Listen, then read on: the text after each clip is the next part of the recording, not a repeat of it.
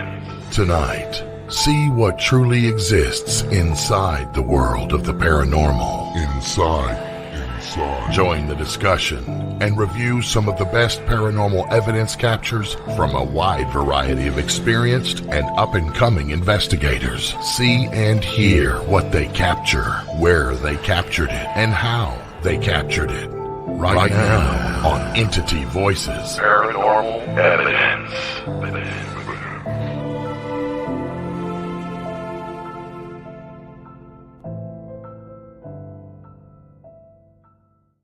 Yeah. Hello, everybody, and welcome back to Entity Voices Paranormal Evidence. We have got a special co-host tonight. Yes, I know that little guy. That little guy. I would like everybody to say hello to my son Stetson. Woohoo! Oh, Stetson. Hey, Stetson. You won't hear the audience because they don't have mics. So Yeah. So, and welcome back to you, Chris. yes, welcome back, It's Chris. Spain without you. I was traveling for work last week, but I am here for the next 3. So, and then I travel for 3 weeks, and then I'm back after that, and it should be a smooth sailing after that. We've got some major projects going on with my company, but Stetson and his wife and our grandbaby and our son Alex is also here visiting this weekend. These 3 are here from Phoenix. Audra's out there playing with the grandbaby and spending time with her and making cookies. So I told Stetson, "You're co-hosting tonight. Come on." So voluntold. Voluntold, that's right. And yes, he's taller than me, so no comments from the peanut gallery.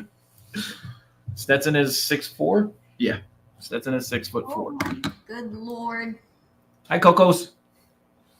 The Cocos. Of course, we miss Audra, and we don't have Ron and Lourdes right now. Yeah, so. they just landed from the UK. Yep. Oh, they just arrived today. Just a little bit ago. They landed in a different airport. They were supposed to land in Jersey, and they landed somewhere else. They will be back with Audra next week. But since Stetson's a special co-host, why don't you talk to our audience and tell them about your paranormal experiences with your father? Well, I've gone to the Ajo Hospital with you guys a lot. Went there a few times, which was super fun. Allison went a few times as well. And then just some other things here and there. We'd go to, different cemeteries and stuff when we would travel, and even back home in Arizona. Just some stuff like that. Just anywhere he would allow me to drag him, I would take him. Tombstone. He's been to Tombstone quite Tombstone, a bit. Done Bisbee. some investigations with us down there. So Very cool. Yeah. yeah, Scott Stetson is definitely taller than Mr. Reddick. So not by much. I think he's got you by an inch. So Todd Carmella. Yes, we're missing Audra. Yeah, fuck Stetson. Where's Audra?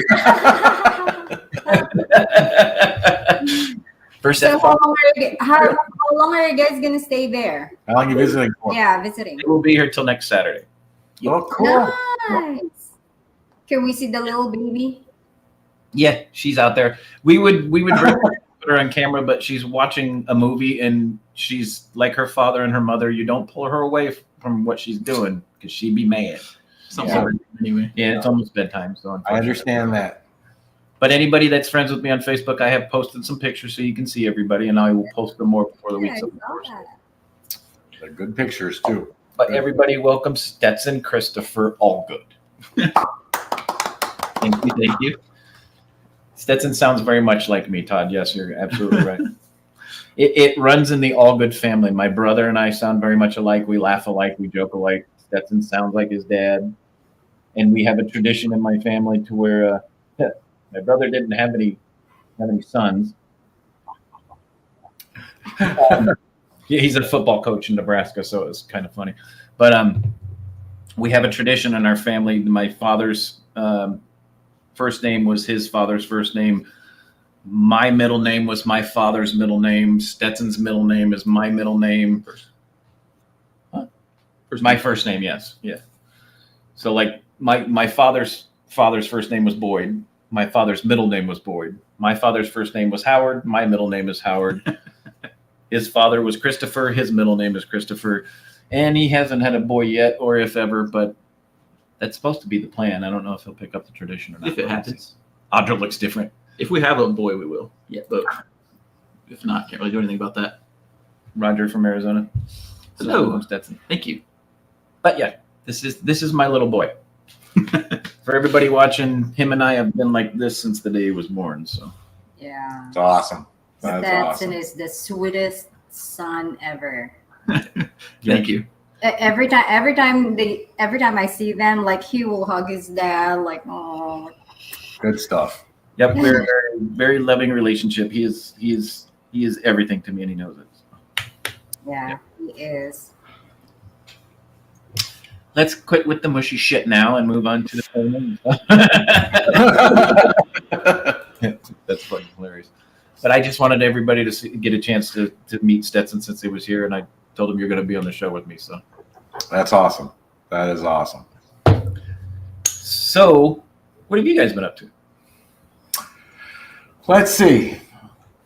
Oh, I've been fixing the house. Yeah, we spent a considerable amount of time. The blistering Arizona sun took our gazebo and shredded the roof. I know. And I'm not talking about just shredding like from wind. I'm talking the sun literally broke it down into fibers that Yeah. blew away. So a 10 by 12 roof just ceased to exist.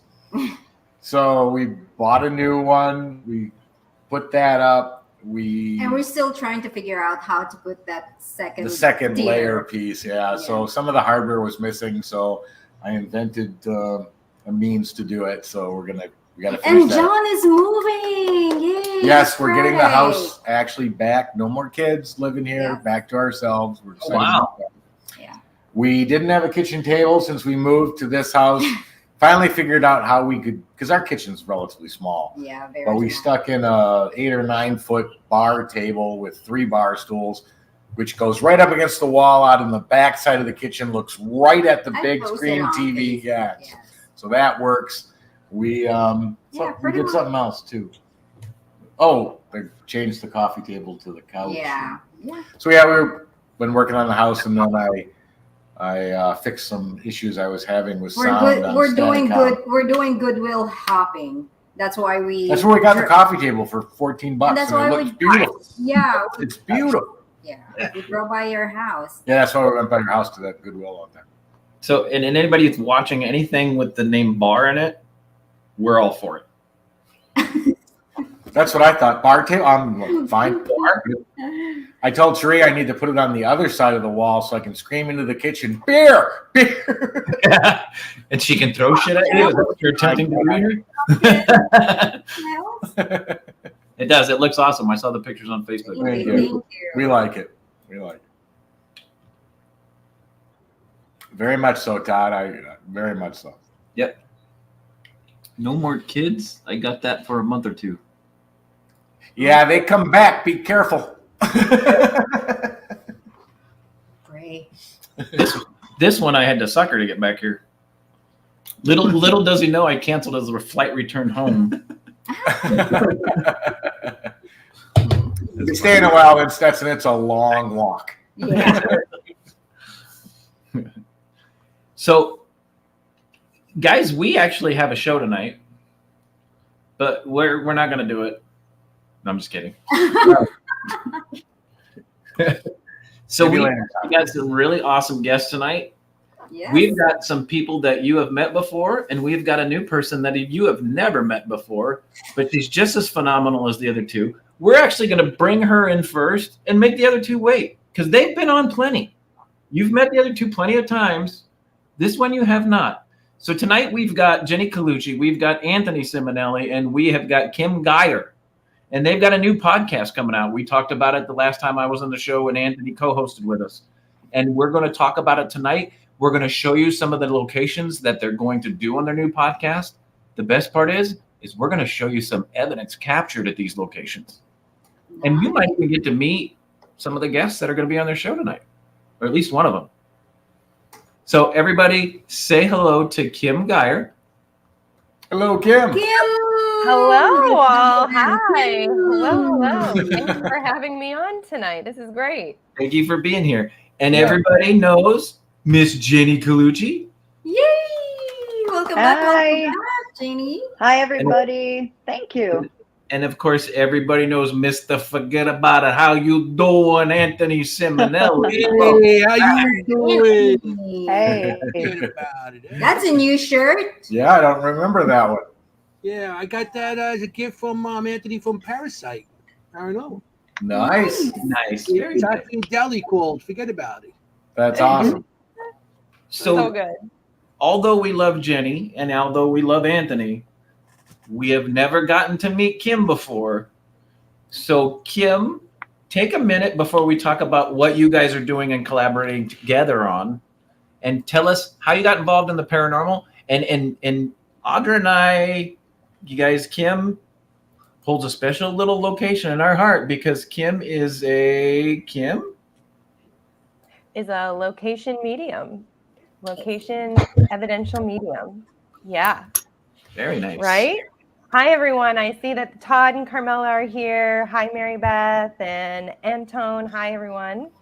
Yeah, super excited to be here. So paranormal, it's what we're all about, right? That's why we're all here. That's why we're all together late up at night talking together. Yeah. So I never thought I was going to be involved in the paranormal. I'd always wanted to be, always watch the ghost shows, ghost adventures right from the beginning, right? But it wasn't until I actually had my first paranormal experience in 2008. It was in the second oldest house in Manchester, New Hampshire. I was staying, this is where my ex lived at the time, him and his family. So I was having to stay there. Very traditional Italian family. So I was all the way in the back of the house where the help stayed, where like the back stairs and all that. And one night, no joke, I literally heard footsteps coming into my bedroom. Clear as day. I mean, as clear as day, literally thought somebody came in my room. That's it. And then from then I was like, this is real. Something's happening. Yeah. So do you want me to go more? Yeah, more? Yeah, tell us how you found out about your abilities. Yeah, let's do it. So I'm actually a veterinarian by profession. So I went to veterinary school, had nothing left in my brain really to like focus on any of this. So I actually am science-based and I do really appreciate evidence and science. So it wasn't until I moved to New Jersey that I started having experiences out in the woods. Literally out in the woods, I was starting to walk through tunnels of spirit people. Freaked me out, had no idea what was going on. And then same place, this was St. Patrick's Cemetery, which I don't know if this place has come up before. Highly recommend. It's a public location. You can go. It's the entrance to a mine. And there's a cemetery up there, which I didn't know at the time. But anyway, so I went back on the trail in the fall. All the leaves had gone down. And I had the same experience again. I looked over to my right, and there are white crosses in the woods. Randomly, there's over 200 bodies in the woods, 250 bodies buried in the cemetery in the woods. And at that point I was like, okay, something's really trying to get my attention. I'm really experiencing something. Again, it's like, that science base. I'm skeptical really until I prove it to myself. And that really proved it to myself. So then I started doing more intensive mediumship training. And I didn't really have somebody that I could like reference for this.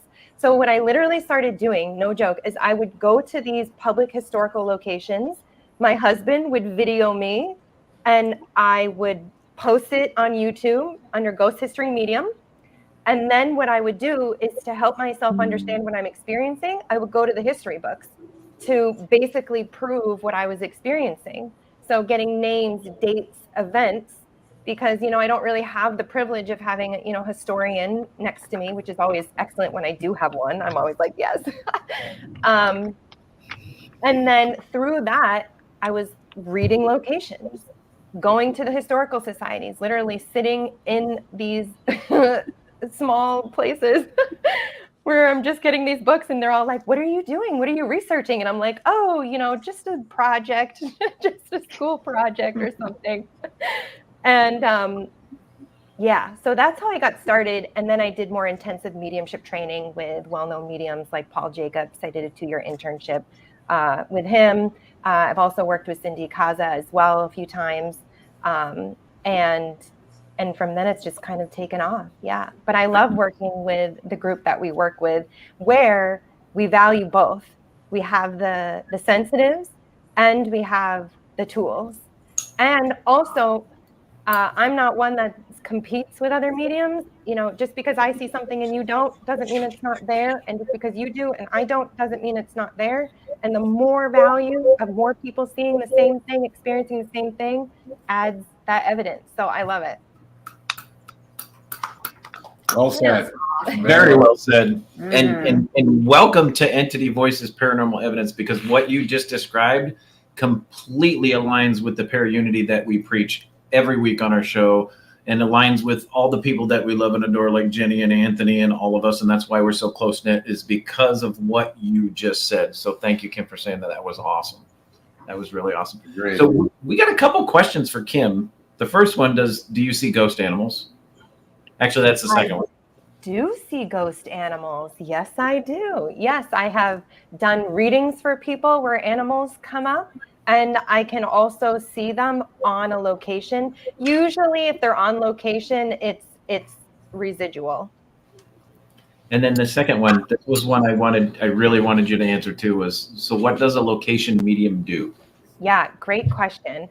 So basically how I explain this to people is, you all know how a regular medium works, right? Like you go and you have a one-on-one and you sit with somebody across from you, or it's a gallery, but basically a medium is reading the person and their loved one. Hopefully you're not reading the person, but they're reading their loved ones coming in for the person. So how I describe this is basically the location is my sitter. They're my person. So I go to the location, I ask for permission to read a location. Most give permission. I'll say 95. I have been to places where they don't, but most give permission. And then I ask if there are any spirits who would like to come forward to speak about the location. Usually these are individuals who have had a close tie with the place, right? They're the one maybe built it, they've lived there a long time, you know, the ones that have like a really close connection. And so they'll tell me about the location. But not only is there like a direct spirit contact for a location, but it'll also be like psychic residual stuff as well. So I'll see events that have happened, like major events in the history.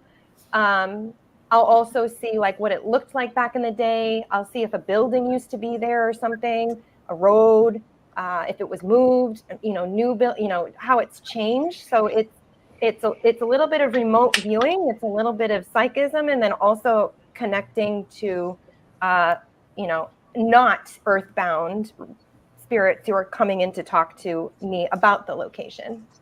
Yeah. Does that help? Is that a little more clarity on that? That's awesome. Yeah, good. So this one's confusing a little bit. As a vet, are you able to give comfort to the animals that have crossed and MIG? What is MIG, Todd? Todd. The hell is that? Am I able to give comfort? Well, the animals and people who have crossed over, in most of my experience, they are very well adapted and they know that they're spirits. This is not what we're talking about when we're talking about spirits at locations. It's different. It's a different kind of thing. These are like well crossed over spirits, and usually those are animals as well. I've never experienced an animal that like did not quote unquote cross over, if you can understand that. Anyway, so it's more comfort for the people who are still here, Todd. The people who are here want the comfort that their pet is still with them. Right. Yeah. I just have one question for Todd. How are you typing unexpectedly and get MIG, even with a What the hell is MIG? That's awesome. Okay, so now I want to take a moment, and y'all have met Jennie, and if you haven't, you have been underprivileged, and you are at a loss if you have not met once a show. If you have not met Jennie Collucci, you guys are definitely missing out. Her and Audra are like the two Disney characters that escaped and are walking around with the fairies and the birds and all the animals coming around. And then Anthony Simonelli, you guys, Anthony Simonelli is one of the best people on the planet. Why don't you guys now that Kimm has told what her part is, Explain the show that you guys got coming up and what it is, and what all three of you do for that podcast that's going to start October 1st. You start first, Jen. Ladies first. I was just going to say go. Okay. So our thank you, Chad. Ditto. The name of our podcast is Seekers Chronicles, which you all know Anthony's team is the Seekers Club, and I'm an honorary member of that, I like to say. I am with my group Parasite, but I'm an honorary seeker. I always say I'm a seeker. I got to say it like him. You're a seeker. I'm a seeker. You're a seeker. I'm a seeker. It's called Seekers Chronicles Paranormal Historians. And obviously, historian, that refers to Kimm because she is the ghost history medium. And my job is to do investigating and researching. And her job is obviously heavily focused on the mediumship and the history. And Anthony's job is just to look good doing it. Can't help it, you know? Born this way. No, I mean, the three of us, we just have this simpatico. We have this, really great relationship, and we investigate together all the time. And it's just a great team. That's awesome. That is really So cool. Tuesday nights on ERRT Radio Network on YouTube, 8 p.m. And Chad, we will do our best to go as fast as possible so I can get to Paranormal Lens, my favorite podcast, other than EVPI. I'm like, hey, hang on, I'm in here. 8 p.m. I'm assuming Eastern time. My second favorite podcast. Eastern time. Eastern time, so 8 p.m. Eastern. Okay. So we're gonna miss all of October till time change. Then we can catch it. Oh, That's 5 o'clock. I'll still be driving. sorry. Oh, right. I can come in after the first half hour. But Yeah, Okay. I'll catch it you. on the TV. You I'll put catch it you. on and listen to it on your car. Come on. That's right. No excuse. Magnet mount. Put That's it on the true. phone. Put it on the dash. I never thought of that. Good. People Good. text and drive. You can podcast and drive. I've done it for you guys. Good answer. Good answer. So, Now you're thinking. now I guess you done, Jen, or should I? Or Yes, okay. please Yeah, go. you said Seekers Club. Seekers Chronicles Paranormal Historians. Hey. And yeah, I'm just the looks of the place. You know what I mean? So I'm just the looks. That's. I guess nobody's gonna watch now. No, but what we got it together because Seekers Chronicles, we're all into history. I didn't get into history until after I got into the paranormal. I started investigating these like 300-400-year-old buildings, and I'm like, wow, the way they built them and everything else, and the history of them. So I got more of the history of that. Jennie, she loves doing research, and Jennie does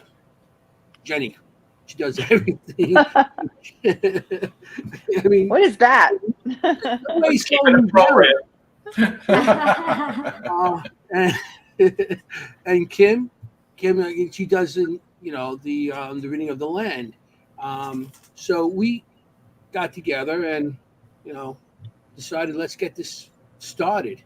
So like she said, October 1st on Earth Radio, 8 o'clock.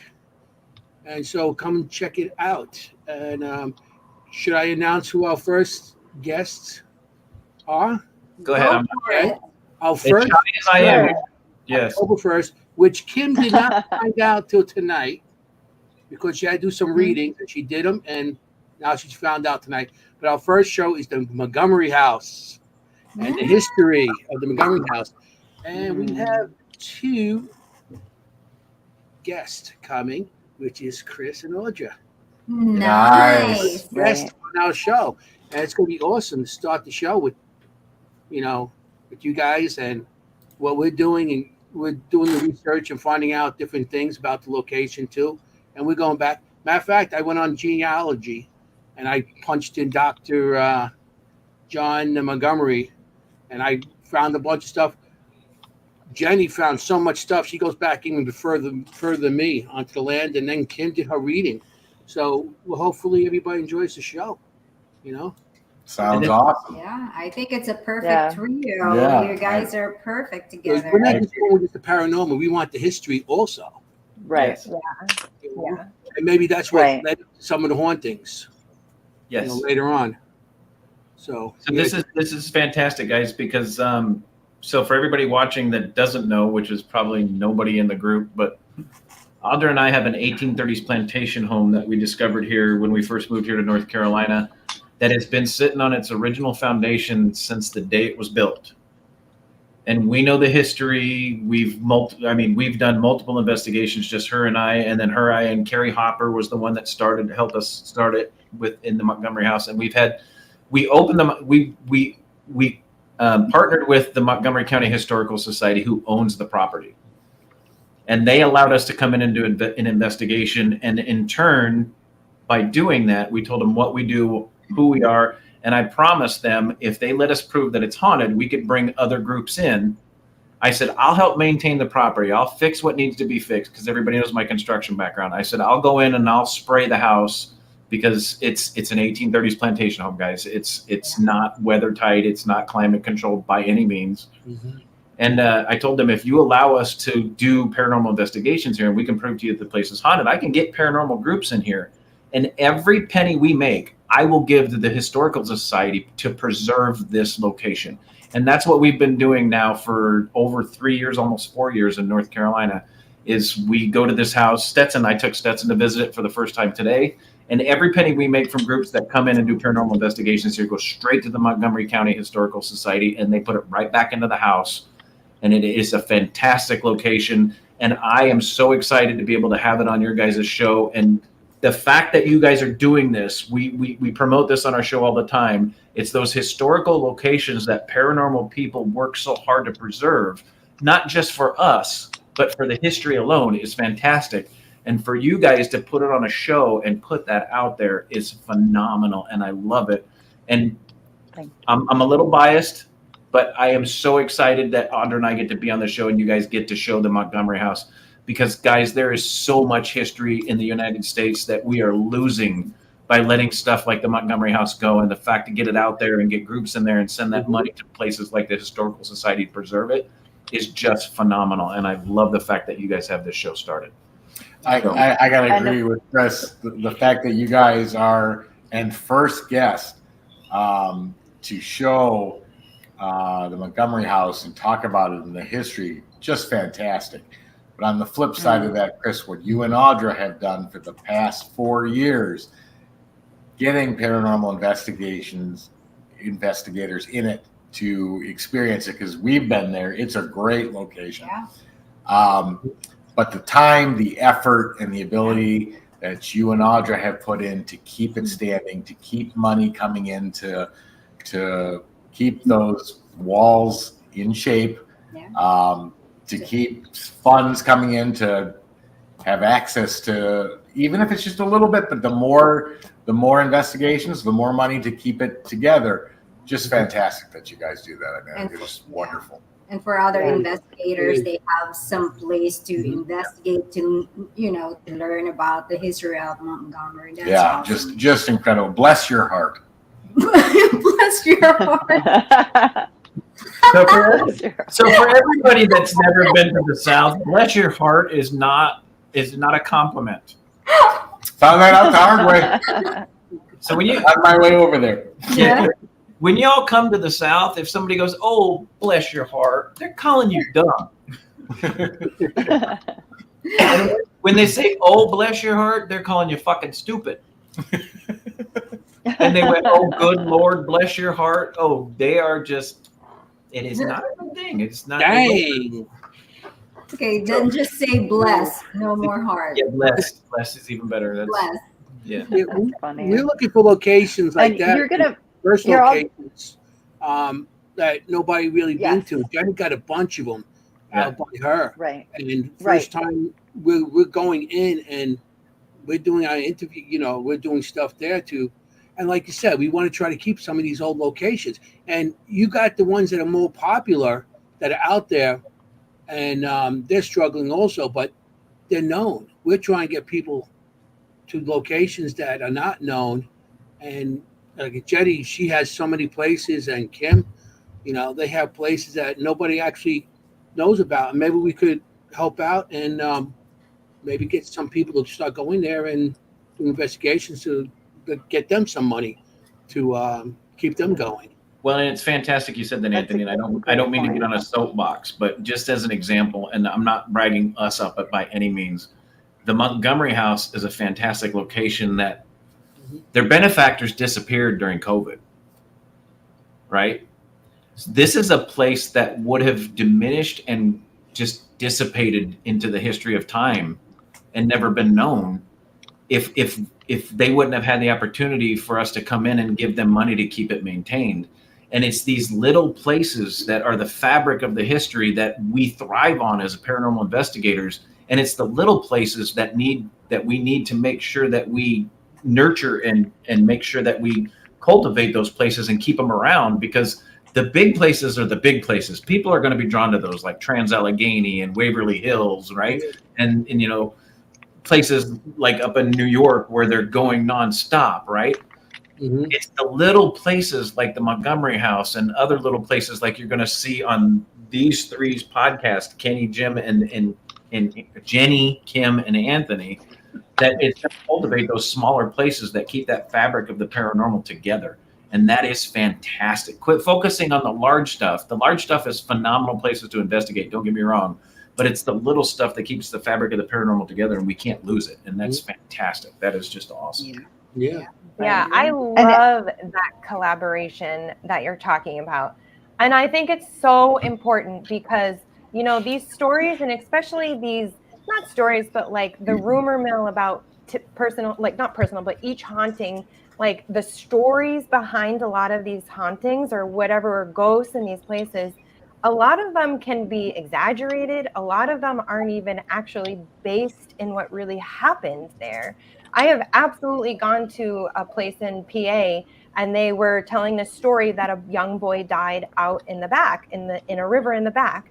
And going through the history, I did find, yes, there was a young boy of that age who died in the family, but he didn't die there. And the only way I knew that was I got his death certificate, which you can get. It is public. You have to pay for it, but you can get that and you can actually get the location and how he died. So that story that's being passed on, and to be fair, could there have been an incident where another young boy that was never in the newspaper or, never documented died in the river? Absolutely. That could have happened back there. But the story that they're trailing with this family of that boy did not drown in the river back there.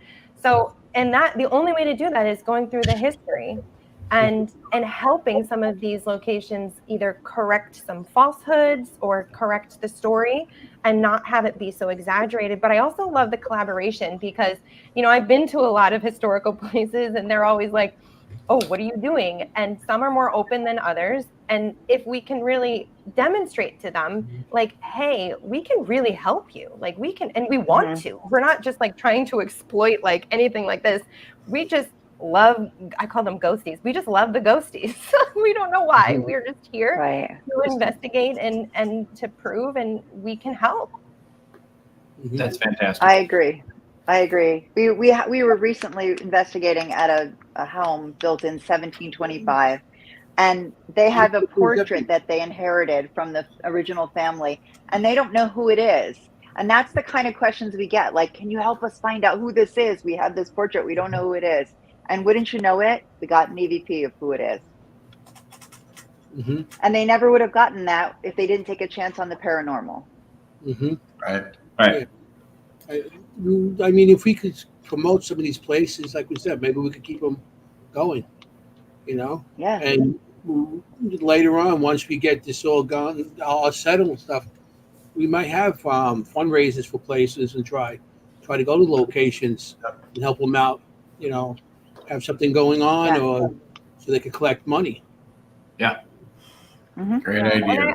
I also say, behind every phenomena that we capture, behind every EVP, behind every footstep that we may capture or apparition or whatever evidence you capture is a life, is a person, is a story that was there. Ideally there. Sometimes they wander in, but ideally they have history there. Yes. Fantastic. So you guys have I an love that. intro to your show that I'd like to show the audience. So I have to share, sorry. And hopefully it pops up on my It's okay. so I don't look stupid. And no, it didn't. So let me fix this. That's me. Yeah, I hear Jenny. So let me share this screen. We'll share the audio. And that's the wrong clip. I'm trying to show the clip you guys sent. Here it is. Okay. So this is the clip, which is an introduction to your show. Let me do that again.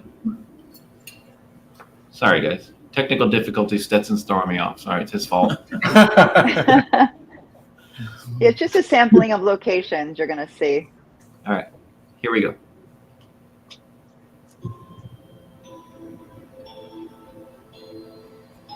Looks familiar. Yeah.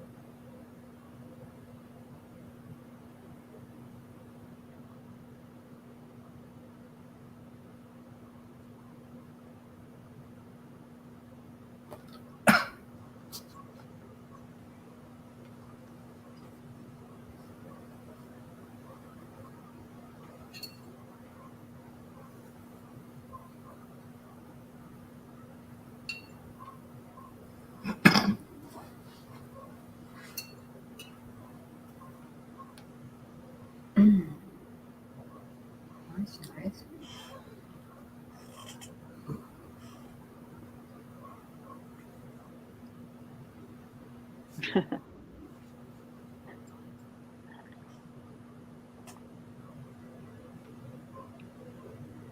Hey. Yeah.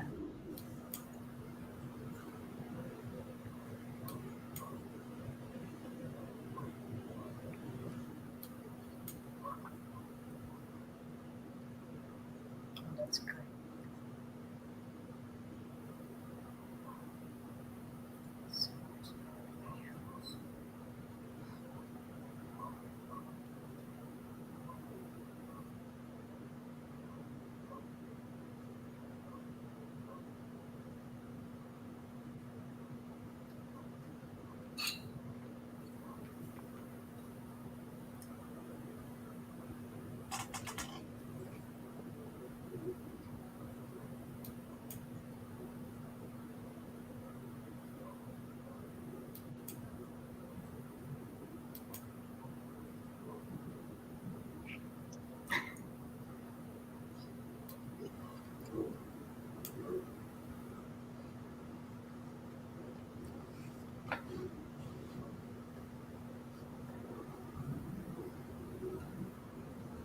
Is there actually audio? Yeah. Yeah, because there's no audio. There hasn't been for. It's just, Okay. it's just music. Oh, okay. Look at that guy. Right.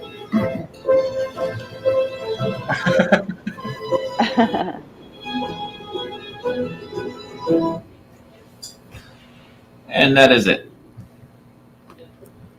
Pretty Thank Lots of show. Thank you, people. Good night. Yeah, good night. Beautiful, beautiful places. Yeah. Yeah. There's some Can beautiful I introduce places in one more person really fast? there. Dada. Look.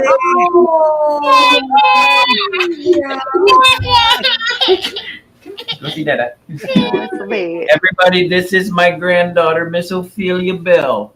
Oh, Way Oh my up goodness. Hello. Hi, baby. Hi. Say hi. Say hi. Wave. Can you wave? Hi, beauty. Hi. There she Pretty is. nice. This is our first grandchild.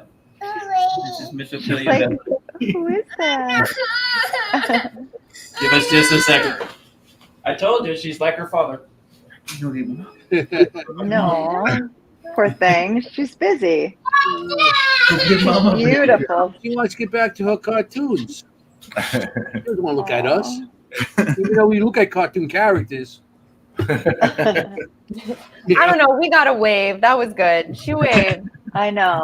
Oh, She's that's on a so wave. sweet. Got a It's wave. bedtime. She's not happy. Aw, Yeah. But that is how my grandmother. sweet. Yes. Congratulations. Thank you. Yeah, so sweet. Good job. Yeah, nice work. Yeah. So Nice Jenny work. made that clip. Want to explain that clip, Jen? I said Ophelia. Yes, I just wanted to show some of the locations that we'd be featuring. They're beautiful, beautiful places. And you also saw Kim in wasn't it? That's the place you were mentioning, correct? Yeah. No, as we Didn't were I put going you in through it, I was like, St. oh, yeah, Patrick's that Cemetery? place. Oh, Yeah, that right, one, yeah. exactly. No, St. Patrick's Cemetery was in there. Cooper's Gristmill was in there. Oh my Mhm. gosh. Van Vechten House, the White House, as I call it, was in there. Montgomery House, right? Montgomery The Frelinghuysen Mansion. Frelinghuysen Mansion. Yeah, I was Lots of with gorgeous I was places. on the ride too. Yeah. Yes. So here's the best part. Without giving any history of the locations, we have got some clips of evidence caught at each one that you just saw, correct? Nice. Some of So them, yeah. we're Yeah. promoting your guys' new show. You tell me which clips you want to start with first. That's you, Jen. Doesn't matter. Doesn't matter. Go Anthony, in order. what do you want to start with? Well, what do you have? Let's go with the Willows. The Willows. Yes, that's one we just did. The Willows. That was that Gothic style one where you saw the arches out front with the moonlight. All your clips are numbered, so let's just pick one and we'll go. Four. Oh, three. Okay, 3 or 4. I don't know. Does it say the Willows? No, they don't have names on them at all. Just play them and then. Oh, you know, no. Each one, Just and play you 'em. guys Just tell us play which 'em. location. Guys, this is First, going to be go like a ahead. mixed CD done in the 90s. So there might be some in-betweens. Oh, So- no. I sent them in groups. No, you're good. Okay. I downloaded them in groups, but they didn't end up that way. Oh, no. It's Stetson's fault. Number Blame 35. him. Yeah, blame somebody. Yeah, gotta blame Let's someone. blame Ron. Yeah, it's Ron and Lourdes' fault. It's the Yep. UK's Ron's backwards. fault. Oh no. Doesn't matter. We can talk about it after. Why don't I skip around? So we will share a screen here. Yeah, roulette. Whatever, which one? That's right. You got a dot? Just throw it at the screen. A dot. A dot. A dot. A dot. All right, so we're gonna start with this Dog. one here. It's like a Sika. There we go.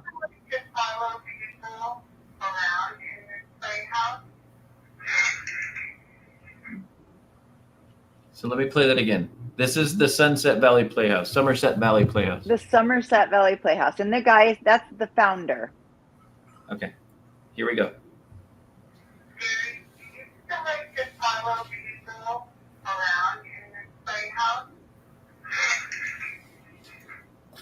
Chris, just out of curiosity, are you sharing the audio? Because it sounds like it's coming through your mic.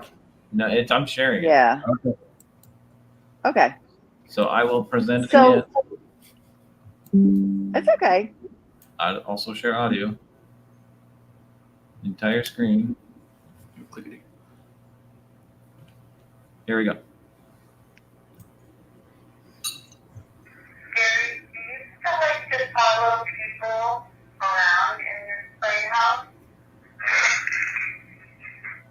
That better? Yeah, that was better. A little. Yeah. It's twice. So So let's talk about the Somerset Playhouse. yeah. Okay, sure. So that was mine. I had them contact me. It's a small playhouse near us that used to be a one-room schoolhouse in the early 1900s. I thought that was really interesting. It was a little red schoolhouse, and it became a print shop, and then it became a playhouse where they show plays now regularly. And you know, I love a theater, right? The Ritz Theater and all. So I love a theater. And they specifically asked us to come to get them some answers about things they had been experiencing there. And Kimm did a reading inside and out. And they told us that they felt like the founder, Gary, who was that guy, was following them around. And sure enough, I put that clip in there because sure enough, we asked him, Gary, are you following people around? And he was like, yeah. So it was kind of neat. It was a bunch of elderly volunteers there, and they just wanted some answers about who had been there. Former actors, former teachers at the school, principals, and it was a really cute little place. And it was just a couple of us. Kimm was there, Anthony and I were there. It was a fun little treasure. It's a cute little place until you realize the founder's falling into the bathroom, and then it gets a little. Well, the neat part about that story is we were there with people who knew him. Yeah. And the audio's a little bit garbled there, but I was able to play it for them and say, do you recognize this voice? And they said, that's Gary. Wow. So it was That's kind of awesome. 90-year-olds. They were Great having 90-year-olds. them there. Yeah, it was so great having all 90. Yeah, they and it's funny because when you usually have people on investigations that are from the location, they're all usually talking and everything. These people stayed quiet the whole time and just let us do what we had to do. And we weren't coming up with things. They were like, "Oh, that sounds like so and so." And they were verifying everything that we were coming up on audio. Even Kimm's readings, they were coming up like, and they were saying, you know, that's this person and that's this person. And Kimm was doing readings, not even in a room with them. She was like outside. And she'll come in and say this name, and she'll like bring up people, and there's like, yeah. And it was really cool how they verified everything at the moment that we were getting. Right. That was it was very fortunate. We don't usually have that, but I wish we could have that more often. It's almost like our personal little historians there. But it was so cool because we were able to bring like through all the evidence and the pictures and the images, we were able to answer questions for them, B, have them be involved in it. So they actually felt like they were, you know, that we weren't, you know, doing something in the middle of the night and presenting something. They were actually a part of it, and they really appreciated it. They were really happy to be a part of it. And I was grateful they were there too. Yeah. That's fantastic. That was awesome. That was one of the best investigations. Yeah. So more to come on that in the podcast, because there's actually quite a bit of evidence for that. Don't give it up. Don't give it all up. Yeah. I even drew some pictures of people or spirits that I seen there. So I got like 3 pictures. I believe I sent one to you, Chris. So one of the pictures that comes up will be somebody from that location. You mean that one? That's it. Yep. Oh yeah, she was down in the basement. Kimm, I don't know if when you were on the couch talking and you were getting stuff, I seen her standing behind you. She was still, you know, the doorway. That doorway, right? Because you had the couch, and then behind you was the doorway. I seen her walk in right there, and like she walked in not just through that doorway. She came in through the other doorway with the she went into the prop room. Yep, she went into the prop room, and then shortly after, I was like, I need to go into the prop room, and then I went in and we got the bottle, and then we got the response. Yeah. So, more to come on that. But really. When I see things, and I don't say what I see. I go home and I draw them. Sometimes I draw them on location, but I go home and draw them. So none of them ever even knew I seen this person. I might say I feel something here, but I don't tell them what I see. And so I draw it, and then. Yeah, Anthony's still a little secretive. You bastard. The area of paranormal investigations I come from not talking about it to everybody on talking about it on YouTube and everything else too. And I'm like, Anthony, you saw that? You saw something. Tell me. Yeah. It looks like a dancer to me. It doesn't look like a student or a like a a teacher. performer. It looks like a dancer. Yeah. Because they still got. But yeah, more to come on that. Don't give up too For much, y'all. sure. I know. I mean, you can give up all you want on our show if you want. I know. No, so much more. And then Kimm was able to provide so much of the history of people who, could be there. And the greatest part is working with elderly people who actually knew the people, which sometimes we're in these 400-year-old places where nobody could have known them. It's kind of neat that they were real people that they know. Right. They were like 399 years old. Right. Anyway, cute little place. We're trying to feature these places. Yeah. Anybody shows up to those investigations says, I know these people. It's like Tom Cruise or like Brad Pitt. And you're like, yeah, you don't want to deal with that shit. It's like, No. So let's share another clip. I will do all the ones where I have to share screen first because they seem to be being a pain in the ass tonight for some reason. So, Tony, FYI for future, there's now 2 audio share buttons. When did that change? Apparently tonight to make Chris look stupid. So wow. Okay, good to know. So now we've got to share it twice. And thank you, my son Stetson, for being on tonight because he caught the second one. And I'm like, that's bullshit. It was just the one. No, there's 2 now. Oh. Yeah, it used to just be 1. Wow. Yeah. So here is the next clip. Here we go.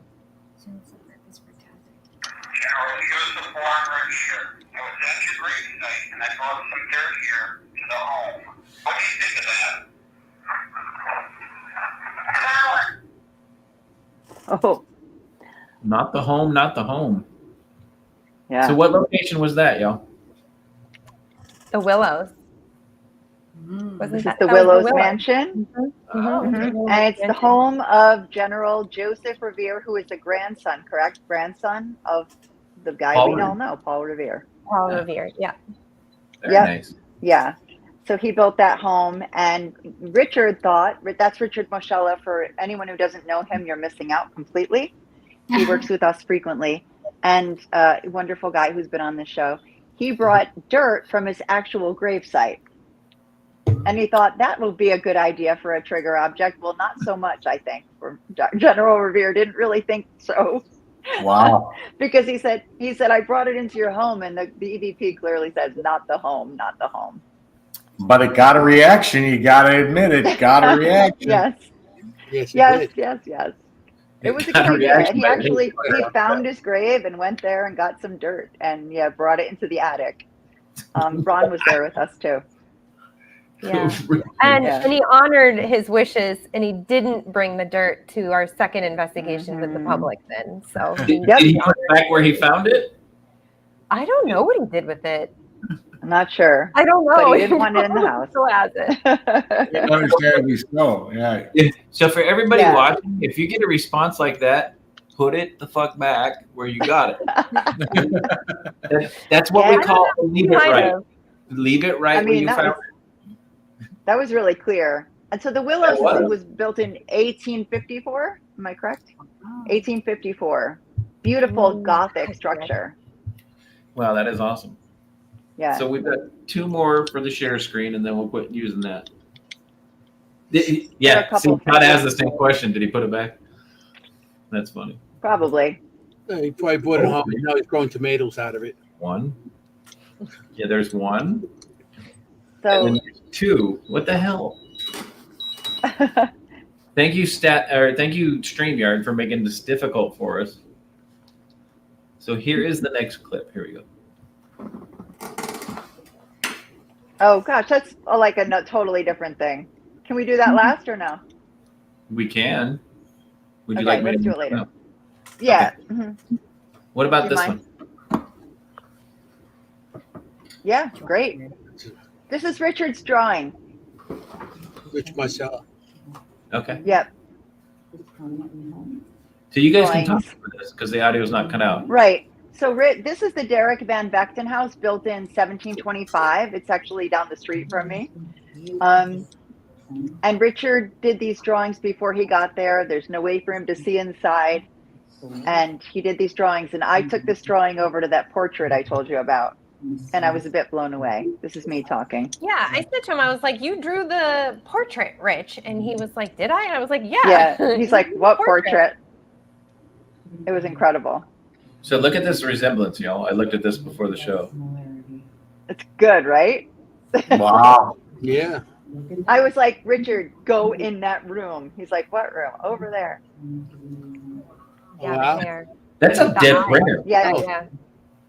it Yeah. is. I mean, That- the close set eyes, the long nose, the high collar. You can talk to him. That's spot on. That's It is. I know. Chin, the collar, the hairline, the eyebrows. Look at That's that. awesome. It's amazing. For frick's sake, he got the amazing. nose right too. right. Mm-hmm. Yeah.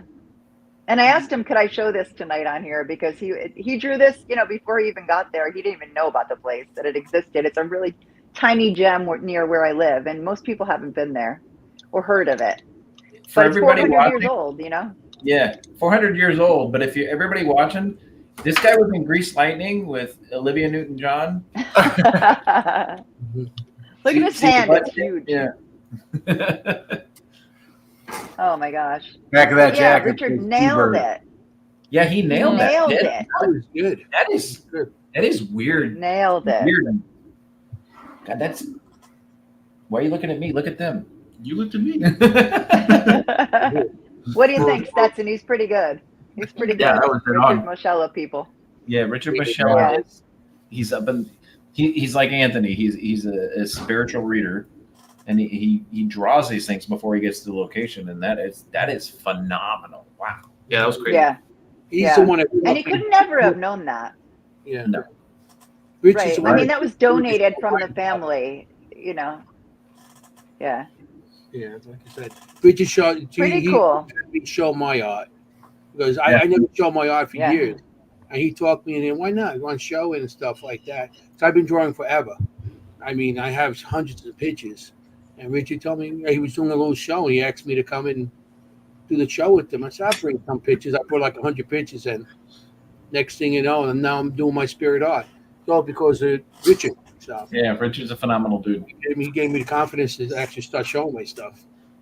He is That's phenomenal. And just to mention it, Todd and Carmela were with us at that location as well, the Cocos. Dos Cocos. And Coco. and they have some great evidence, which I can hope to persuade that that will be on our show. Very cool. Hey, don't start the evidence crap. Just kidding. Dos Cocos. So I'm going to show a clip, and this one is from the Montgomery house. So Oh, good.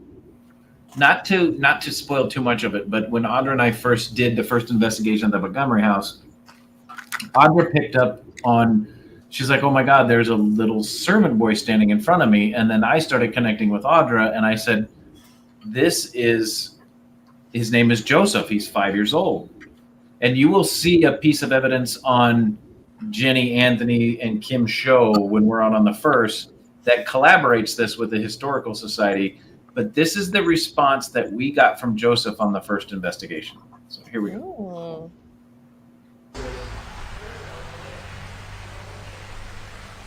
Why is he here? That's clear. Wow. Here. Yeah. So you hear the little boy's voice is here. Yeah, Very it's very, clear. very clear. Clear. Yeah, you can hear it's a little boy. Yeah, Yeah. Ooh. it was a phenomenal piece. And I'm not going to give any more away because I sent you guys what I'm referring to that collaborates what we picked up. So it was pretty phenomenal. Yeah, this is just a teaser. We're trying to give This you is some a teaser. teasers. Yeah. That's great, though. All right, Yeah. so the next one we're going to show is a number that Chris messed up because of Stetson. So we're going to play it now, and then Kim, Anthony, and Jennie are going to explain what this one is. Here we go.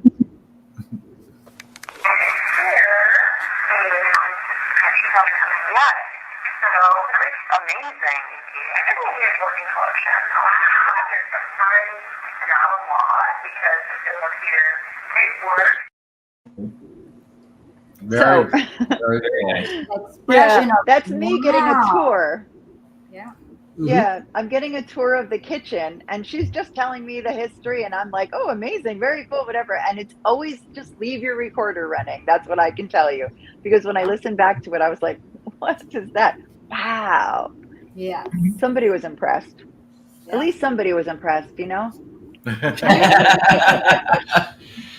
You know, guys, Well, to me, it sounded like a woman's voice. It sounded Yeah. like a woman's wow. Right. And Yeah. there is a very strong woman presence there, female presence there, Claire. Right. Yeah. Yeah. Right. Kara.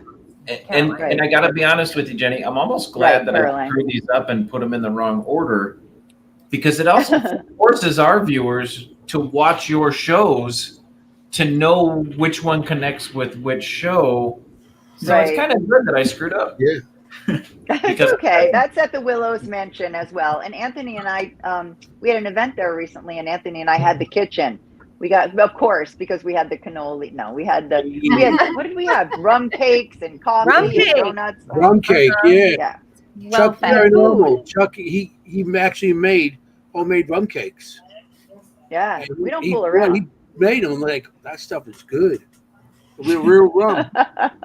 You can always guarantee you eat well on an investigation with Simonelli. Oh yeah, nothing wrong with the kitchen. I picked the kitchen. We had a box of That's Joe. right. We had the donuts. Hey. We did. Yeah. I was like, I'll take the kitchen. Donuts, not Staticom cannoli. upstairs. Yeah, Staticom was away from. We got the kitchen. Staticom was up in the sweaty, hot bedroom, and we were in the kitchen with all the coffee and donuts. I'm like, That's why you bring a Bluetooth speaker. You can move anywhere. That's right. The Staticom can be up in the haunted hot room, and the speaker can come down to the kitchen. smart. Ron's not here, so we can laugh. And I don't know about you all, but not to get this too pornographic, but a sweaty hot bedroom is not necessarily always a bad thing. So as we move forward, There was a giant horsewhip in that bedroom too. Actually, I don't know if you saw that. There was actually like an old carriage whip up there. Oh, it was like believe me, I saw it. Yeah. I was like, I don't know how that correlates to history. I was like, ooh. Did you guys just hear Stetson? Ooh. He goes, "Is this the point where Audra would have kicked you?" Oh yeah. Yeah, that would have been right there. One of us. She would have given the eyes to one of us at this point. She goes like this. There is not an EVPE show that at some point goes off the rails. Never. Brown chicken, brown cow. How's that go, Tony? A horse whip. I don't know. Brown chicken, brown cow. All right. So I'm going to skip around a little bit to leave some intrigue for you guys to show. And we're going to do another one from the Montgomery house. Yay. So this one actually took place when EVPE was there, all six of us, for the first time to do an investigation. And Audra was upstairs and introduced Lourdes to Sarah. So here we go.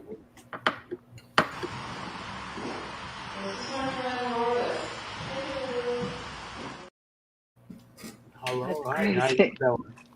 That's a great one. Yeah. That's so good. Lourdes. Can you play that again? Just one more sure time, can. please? Thank Here we go.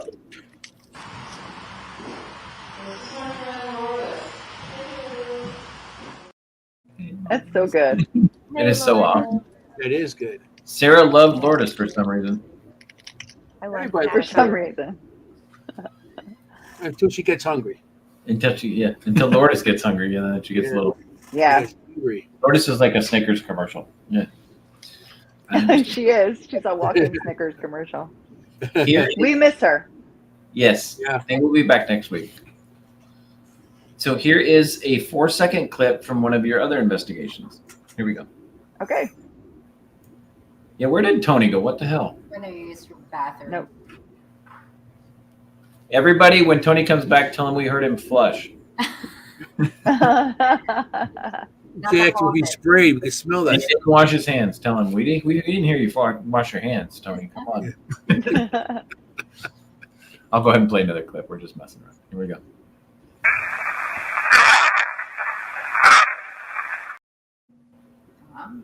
Okay. Yeah. You have to have at least one get out per show. Yeah. Common phrase in the paranormal community. That's the Somerset Valley Playhouse again. And that's the prop room. And we found there was a kind of an angry guy in there who didn't like us. And a lot of yelling we couldn't decipher, but we got that one. And we've talked about this numerous times, guys. The spirits that we encounter on these investigations are just people without their meat suit, right? An asshole in life, asshole in death, right? You have come into somebody else's location that they considered their home when they were here on the earthly plane, and now they're not, but they're still considering it home, right? It's free will. We choose to be where we want to be, right? Yeah.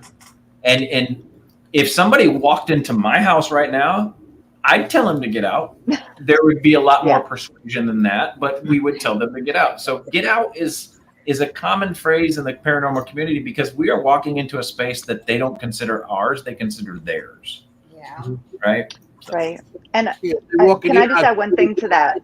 Yes, you can. Yeah. Right. Yeah, look out. Jenny, was that the prop room or was that the dressing room? That was the prop room. Okay. And we got nothing but yelling at us on the EVPs. But can I just also say it? Remember, it was also a print shop. So it could be dangerous. Like, I never try to interpret why. It could be just for our safety, or it's a principal. It was a one-room schoolhouse saying, what are you doing here? Get out. The kids are trying to learn. So you never know. You can't assume.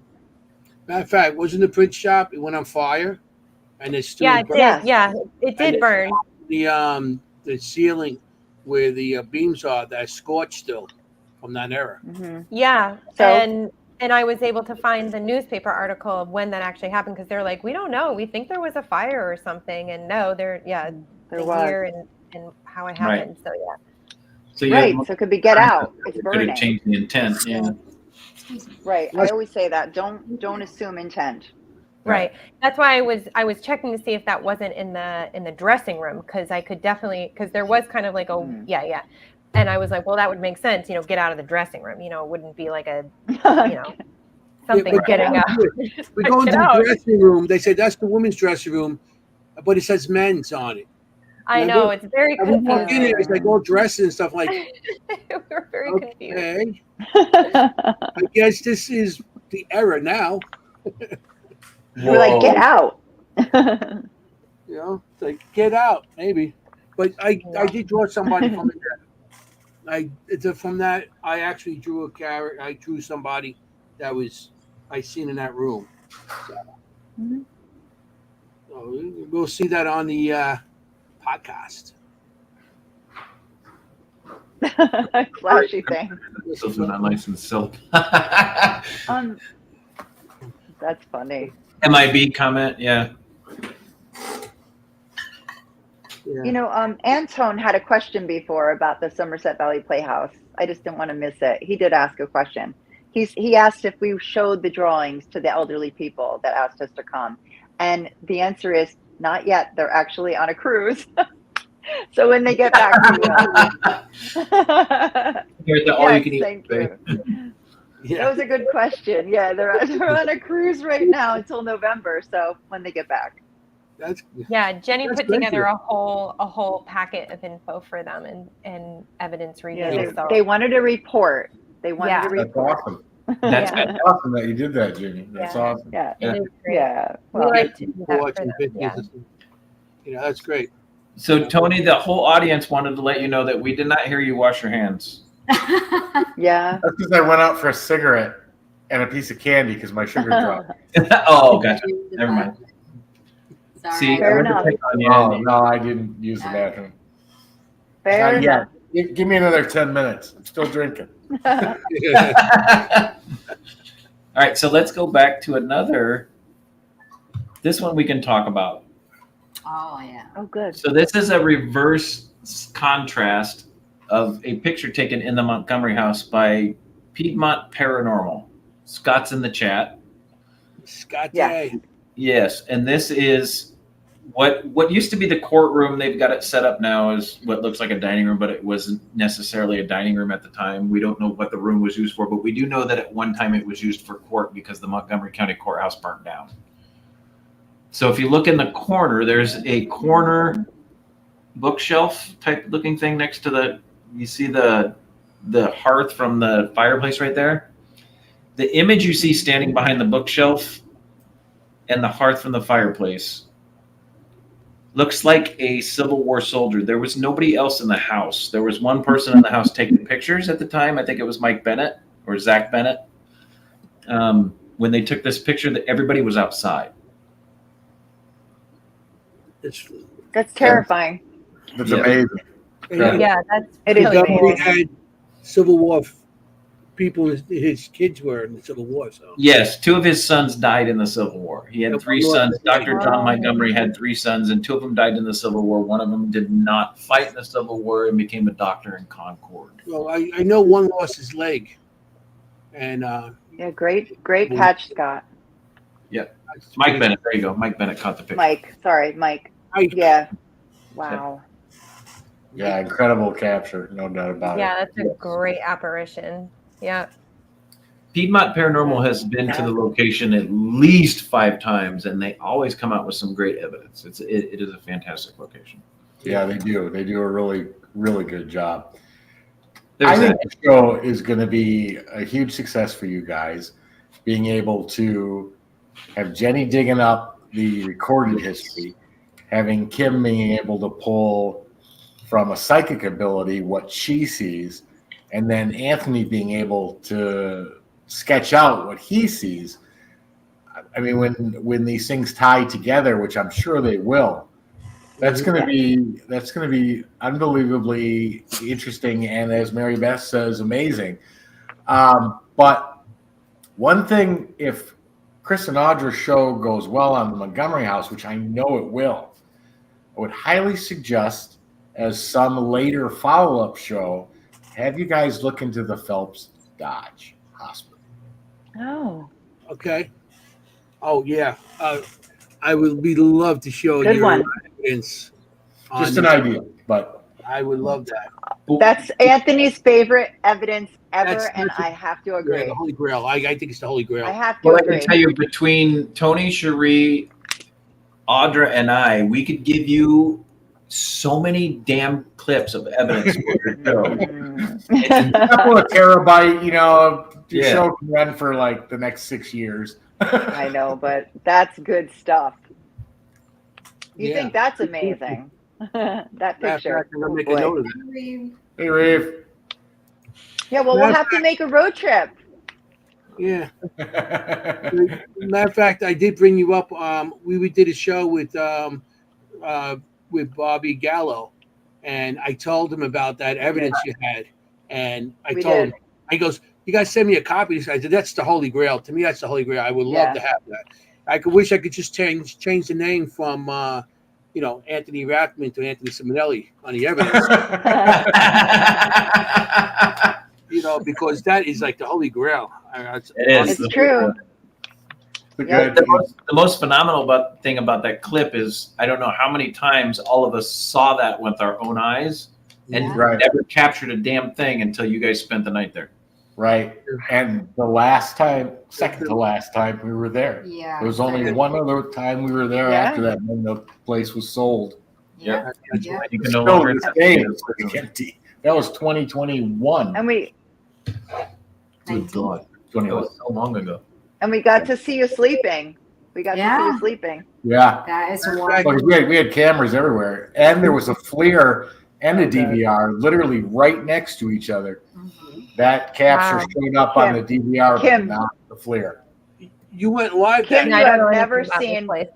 I know. You Did you got to guys give go Kim a live little that night? something here. She doesn't Well, know. no, it's okay if we do go. No, that's fine. Yeah, I don't need to know, Okay. but it sounds amazing. Well, the place is not there no Some of the, more. it's the greatest No, stuff it's you've still ever there. seen. It's Yeah. there. It's just we can't access it anymore. Yeah. Somebody Um, else did it. Yeah. But I was like, well, because Oh. if the land is still there, I mean, Yeah. the building's still The energy. standing. Yeah. Yeah. The land is still there. yeah. Yeah. So just to give you a concept, Kim, I've been investigating since I was about 25. I'm now 52. You're old. And yeah, I'm way old. So we've done Trans Allegheny. We've done some phenomenal places. The Aho Hospital, which we did tours and stuff with Tony and Cherie for 2-3 years. 3 years. Yes. One of the most haunted places I have ever stepped into. Wow. Yeah. That's Yeah. more than Queens Allegheny? I would put that up there with Trans-Allegheny. Yep. Really? Wow. And the difference is, it just as haunted, just as intense, experiences, evidence, and captures as Trans-Allegheny, but Trans-Allegheny is almost 300,000 square feet. The Aho Hospital was what, 32,000? 39. 39,000. Wow. So imagine that intense experience in such a minute location compared to Trans-Allegheny. Mhm. Yeah. Wow. You missed that place.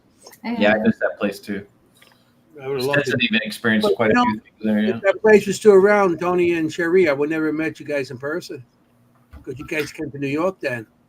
Right. That was the reason we came, because it was sold like a week before Ron and Loris were flying out. Yeah. And we turned around and they canceled their flight, and Shree and I booked to come out there. Yeah. Yeah. That's so cool. Guys. So we've got 4 more pieces of evidence to show of locations that you guys are going to show on your new podcast on October 1st. Well, not all of them on October 1st, because that would be a really long show. But here is another clip. Here we go. Hi, I'm still Jennie, and we think we were speaking to a child. Can you tell me, how old are you?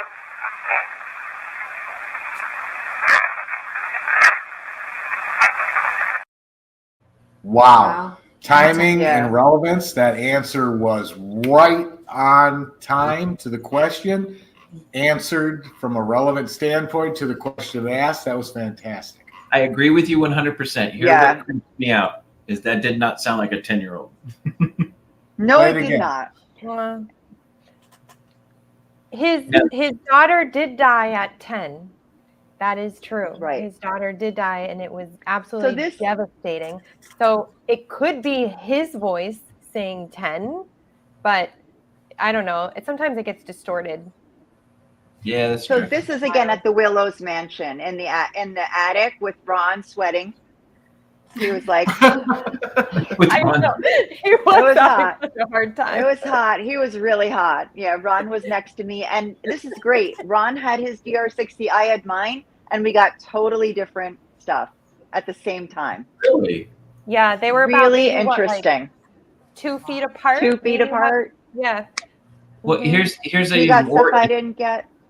here's a more incredible question. Was it 2 different voices that you guys were picking up? We got they were- totally different stuff.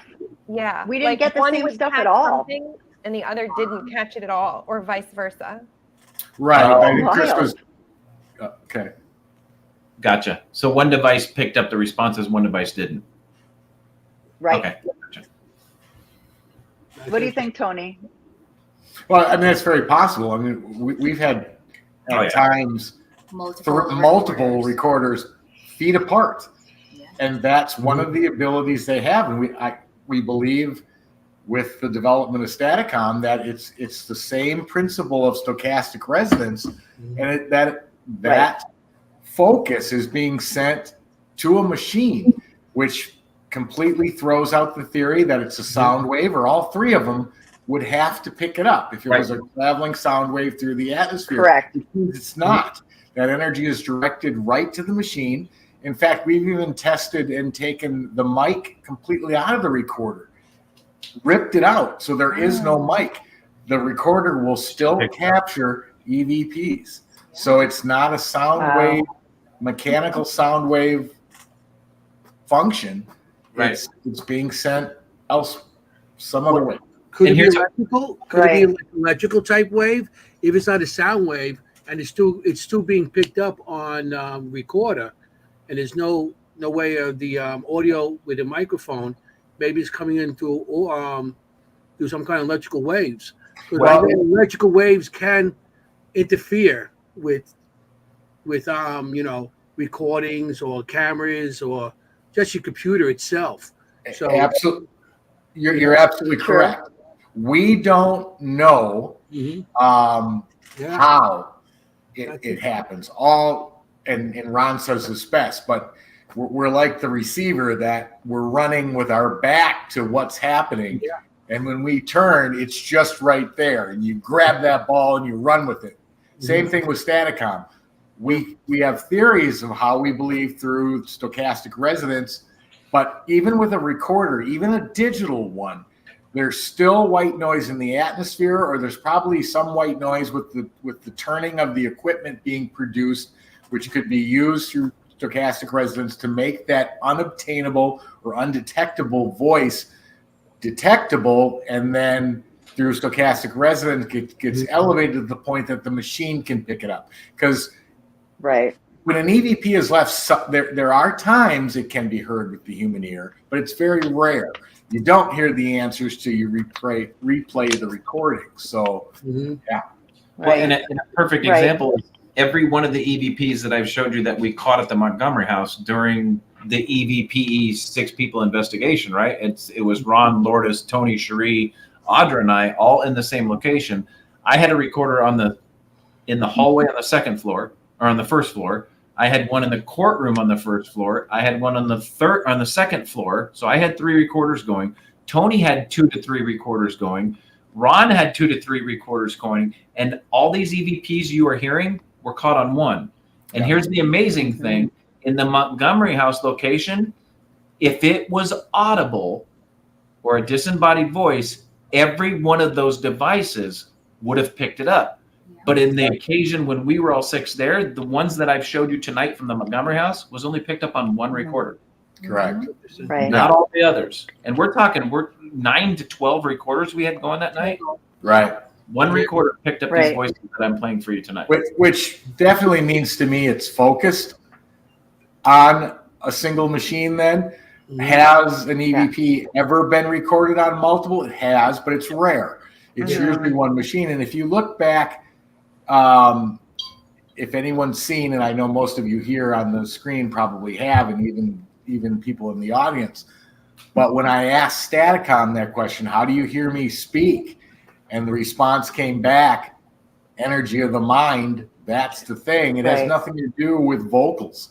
There's no physical vocal sound wave necessary.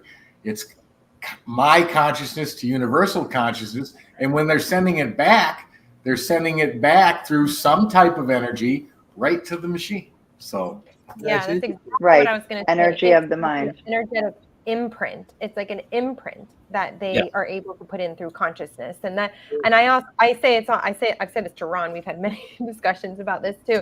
I mean, it's very similar to how mediumship works. I mean, it's literally just an energetic imprint that I'm getting information, words, names, information, and it's just being received in a device in that way almost. Correct. Yeah. Right. That's interesting. Because I know with electricity itself, because being an electrician, that's what I relate to all the time. And like I said, the waves on electricity, the way it goes, like in hospitals, we have to wire things differently because you got different outlets, you have different ballasts for the thing. Everything has to be wired differently because of it can interfere with machinery. Right. I'm just thinking that if it has something to do with electricity, it can be, like you said, maybe directed, because electricity always finds a way to go. Now, if you have 4 recorders and it goes to one recorder, maybe that has to do with electricity because it's finding a purpose, a ground on one recorder instead of all 4 of them. So maybe that's how it's going, just to that one, because if it's something to do with electricity or anything like that, that's very possible, Anthony. The only reason I would think, I mean, it could possibly conduct itself like electricity, but electricity would have a range point where it would die out. Whereas, that's true. Whereas, however this is happening, there is no bounds to time or space. I mean, we can turn on Staticom anywhere and get full conversations and full communication. We don't have to be at a haunted location. So however this is happening could work like you were just explained towards energy, but it's got to be a little different of a process, because even energy, when it's flowing, has a range where it's going to die out and not continue to push forward. So Electricity, maybe 100 feet, there's a drop in voltage. Voltage, right? Feet. Right. Have resistors and transistors, all this stuff to up it, or transformers. So maybe with Staticom, because I remember Ron used to talk about stations, you know, different stations that you might be communicating with on the other side. Yeah. So maybe all those different stations, you're jumping from one to the next till it gets to you. Right. Well, and if you think about it, why would they need more than one station? There's 4 or 5 of them. There's a United States one, there's a South American one, there's a European one, supposedly. I mean, this is the information that's been passed along. But why would they need more than one if they could, you know, so that does make logical sense from a physics perspective. Yeah. Or maybe the spirit is standing next to that recorder. That's why it's just big. Right. Yeah. And Or that here- too. Yeah. But- That's a possibility. here's the thing: is I mean, logical doesn't relate. Mm-hmm.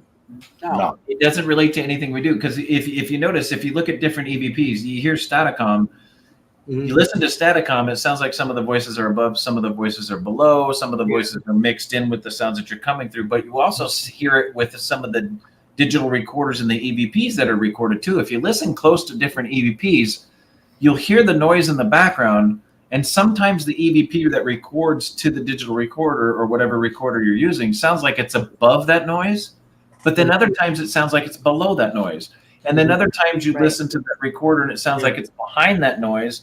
And sometimes it sounds like it's in front of that noise. Yeah, it's that stochastic resonance that Tony keeps referring to. It's not in any certain field. It records where it chooses to record to, right? They have a favorite recorder. Yeah.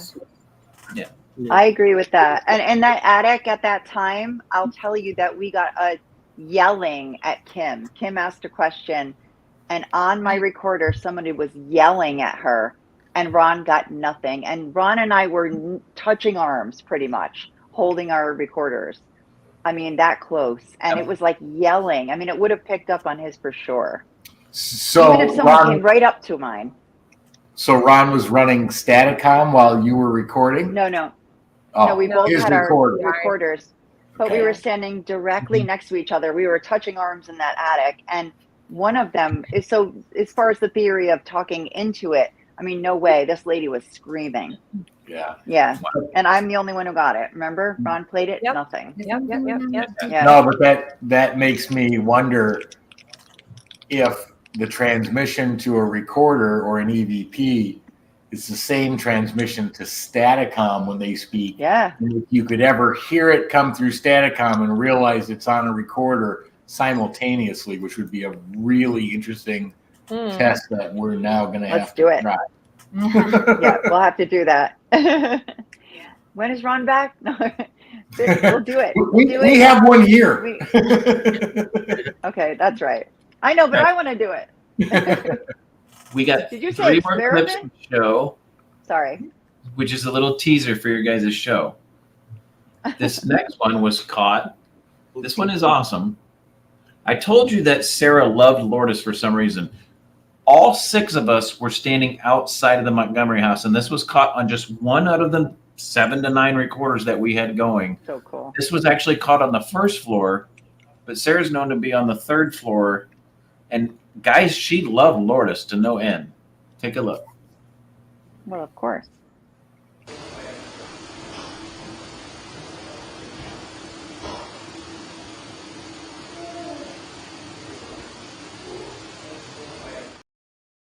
Aww. So we were all outside. It seems like she was still searching for Lourdes. So, Like us tonight. Wow. Lourdes. like us tonight. Where's Lourdes? Where's Loki? Lourdes. Oh, that's Now we so got- sweet. It was awesome. And what's phenomenal is PPIT has caught a lot of stuff in the Montgomery house. We've caught a lot of stuff in the Montgomery house.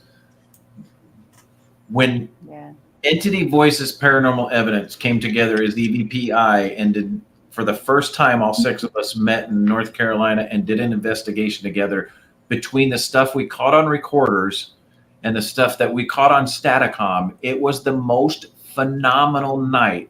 Yeah. It was completely amazing. And I wish I could show you more, but this is not about us. This is about No, but these. you will show more. But we will show more, definitely. Yes. So let me share screen again. We've got 2 more clips that you guys sent in from other locations. Unless you want to talk about the Montgomery house some more, because I can do that too. I'm just kidding. I know, but you're going to. I will on October 1st, but you got to tune in for that. I can't wait. Gotta tune in. All right, so let's go ahead and play this clip. Mhm. I shared all 400 audio buttons that StreamYard now has. Here we go.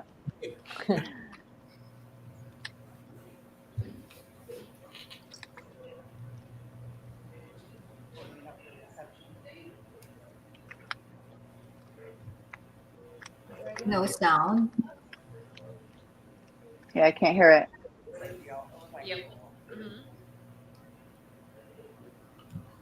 Okay, let me try it again. I hit every one of them this time. Sorry. Oh, no, it's not your fault. So this is a Hulte Chaos box, by the way, and it's at Fort William Henry in New York. And that's Nicole from Full Moon Paranormal with me. Ah. Okay, hopefully it works this time. Yep. Can you guys hear it? No. Not really. No. Chris, are you sharing entire screen? Yes. Okay. Huh.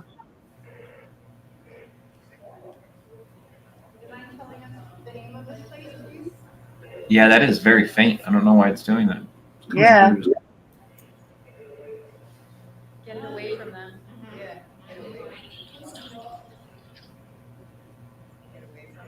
Yeah, I can't even hear it here. Yeah. Yeah, I can't hear it. I don't know why Okay. it's not okay. Don't worry about it. StreamYard is pissing You me can off. go. You can go on Full Moon Paranormal on their TikTok. We're in the Ghosts of Somerville, and listen to it. You know how we have Staticom and we hear these full sentences and everything like that. Well, I never hear that out of a box, right? Like this is a Steve and Katie Holte, good friends of mine, made a AM Chaos box, which I have. You know the Holtes, right? And yeah, we were at Fort William Henry, and we got things like "Get it away from them," "I'll take it away from them," things like that, like full-on sentences coming out of that AM Chaos box, which is just impossible. Tony can explain better than I can, but it's just impossible. You know, the speeds are changing very rapidly. It's going forwards, backwards. Right. And we got 2 complete full sentences in a row that made sense. They were drumming, and I think they were telling him to take that drum away from them. Wow. That's Yeah, Wow. sorry, Yeah, but yeah. sorry we couldn't play I that know, clip. It they're was great. loud and clear when I No, it's reviewed fine. it. Yeah. And we had all the audio kicked in. It's okay. It's okay. Go on So TikTok. Let's try and do the next one. And hopefully StreamYard doesn't do this again. Share audio. Let me try this again just to make sure. Present, share screen, audio share tab, entire screen. Let's try this clip. Here we go. Oh, we did that one. We did that one. So apparently that was the last clip, and unfortunately we can't hear it. So screw StreamYard. Oh. That's okay. Let's try it one more time just to make sure. Audio, entire screen. You didn't click the second one that time.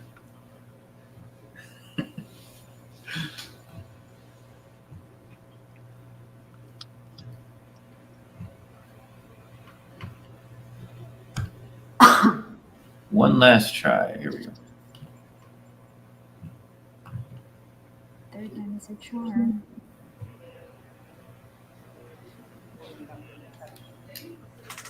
No. Yeah, it's not coming. That it's Can you guys hear it? a little. Little bit. Do you mind telling us the name of this place, please?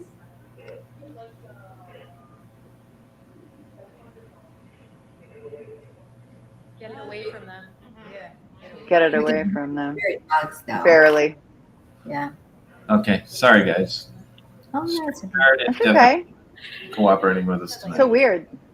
The other ones were loud. So it's just that one. Don't worry about it. That one is not working for some reason.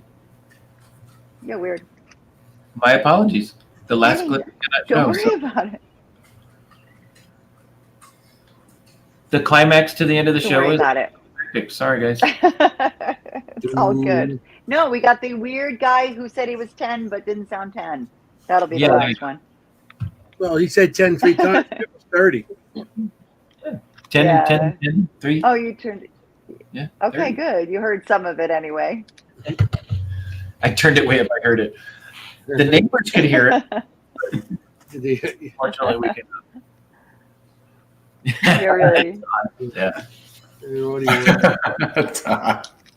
It does that sometimes. Sometimes I'll review evidence here that people send in for the show, and it blows my eardrums out. And then I go to show it on the show, and StreamYard tones it down for some reason. I don't know why it does it, but unfortunately. Right. Oh, okay, this is great, Roger. Thanks for your help. I did hear when we first played it back, I heard 10. I'm 10. Ron was really good about pointing it out. Immediately he says, I'm 10. And then 10, 10, and then we couldn't tell the rest. So 320, 321? Could be. I mean, it's. I couldn't understand the rest. The lotto numbers. But The but lotto definitely the first I'm 10. It's the Powerball. Yeah, earbuds. Yeah. Yeah. But Sorry, it doesn't guys. sound like a kid. No. Oh, I'm sorry, Roger. I never get it. I'm so gullible.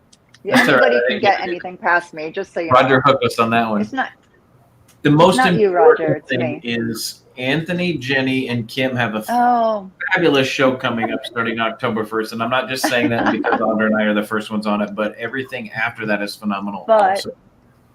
So we have reached the point in the show, guys, where it is called shameless plugs. And since Kimm, this is your first time here, prior to plugging your guys' new podcast, plug yourself. And we call it shameless for a reason. Don't hold back. Tell everybody where they can find you, what you do, what you can help them with, where they could reach out to you, some of the stuff that you posted. Spill the beans, girl. You got Love 20 it. minutes. Kim is very busy. I do quite a bit of stuff, but no, for the paranormal stuff, the mediumship, you can find me at ghosthistorymedium.com. I have a blog there also. It has over 120 blog posts about anything you can really think about.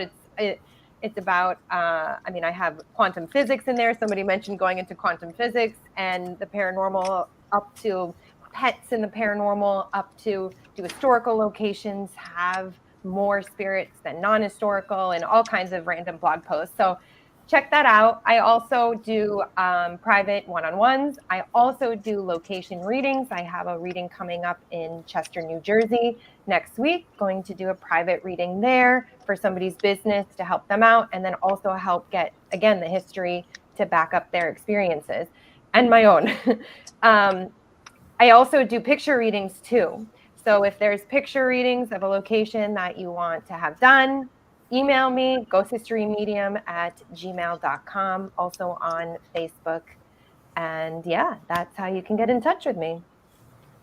Fantastic. Mrs. Collucci, where That's- can they find that's you? that's a tough act to follow right there. I am. You can find me with my group at the Parasite Experience on Facebook, on YouTube, on everything. If you look up the Parasite Experience, Parasite Investigations is the name of my group. So you can find us, our evidence, and our events on our website. And also this weekend, we are going to the 1890s house in Cortland, New York. We are the first group to stay overnight at this amazing, amazing mansion in Cortland, New York. Celebrating, can I just say it? National Ghost Hunting Day, Saturday. Happy National Ghost Hunting Day, everybody.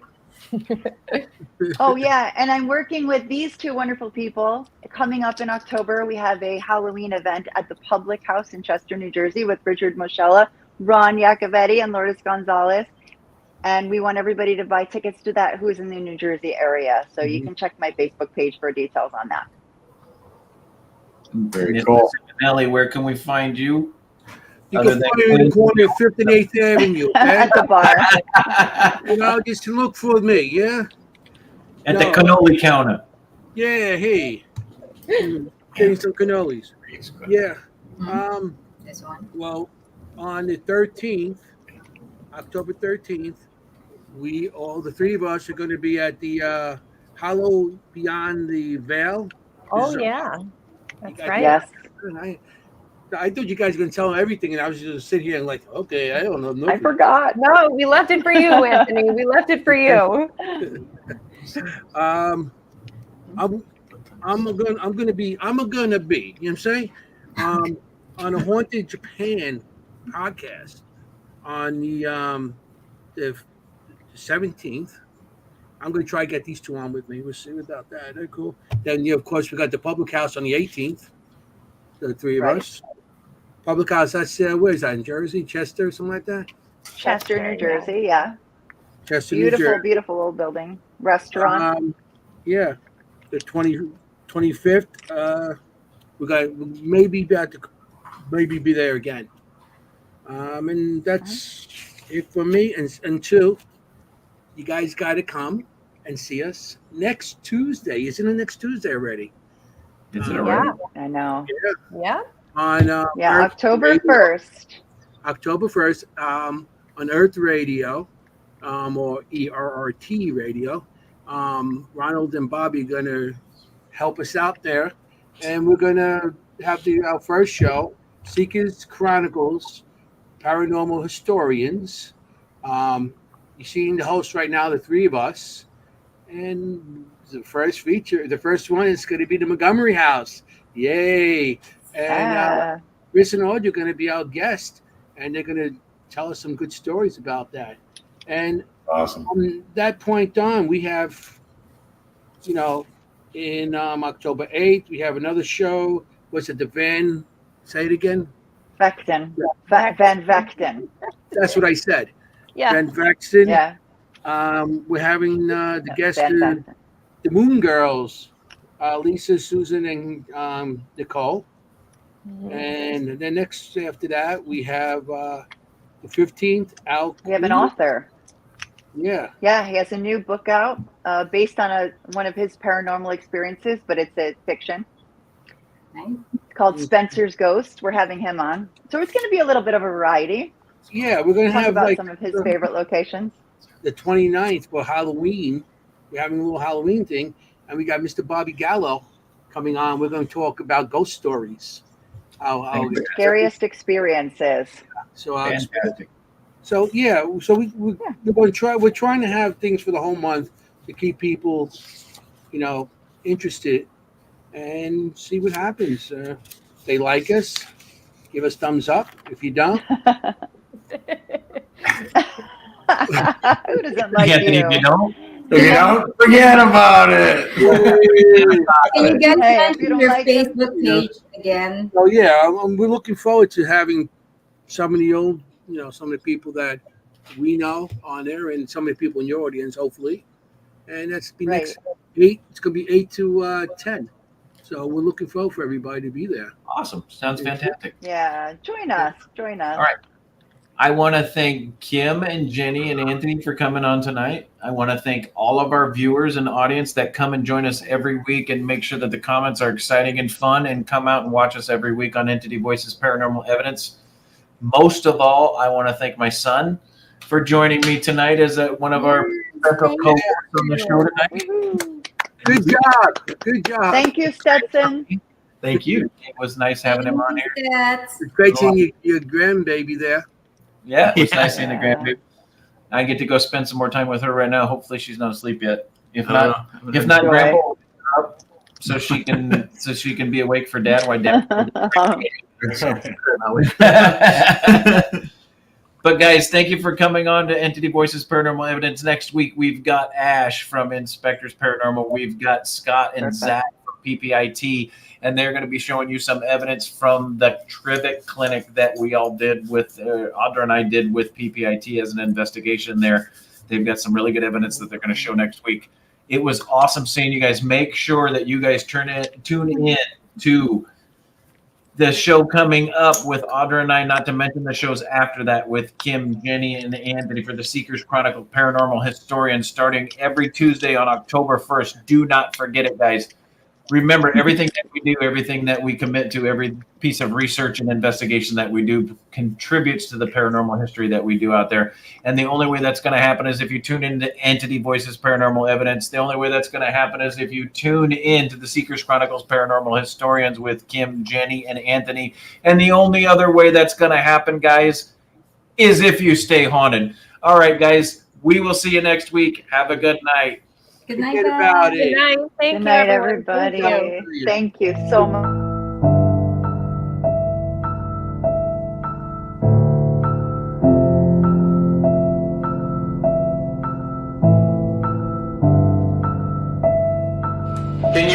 Can you give me a name? What's your name?